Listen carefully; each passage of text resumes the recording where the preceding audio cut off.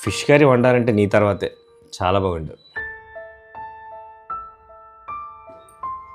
రానా అన్నం పెడతాను.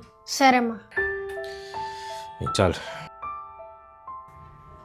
Wow, fish చాలా బాగుందమ్మా. నువ్వు తినమ్మా. నేను వేరే తింటానులే నాన్న, నువ్వు తిను. నువ్వు ఫిష్ తిన్నావు కదా. నీకేనా గుర్తుంది నాన్న నేను ఫిష్ తిన్నాను. మరి వెళ్ళేటప్పుడు చెప్పొచ్చు కదా చికెన్ తెచ్చున్ను. అయినా నేను చెప్పడం ఏంటి, మీకు తెలీదా నేను తిన్నాను? ఏదో అలా మర్చిపోయాను.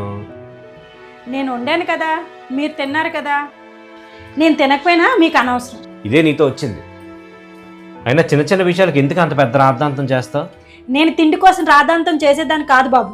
అమ్మా, నాన్న ఆగండి. నాన్న, అమ్మ ఫిష్ తినదు కదా, చికెన్ తేపడం నీదే తప్పు.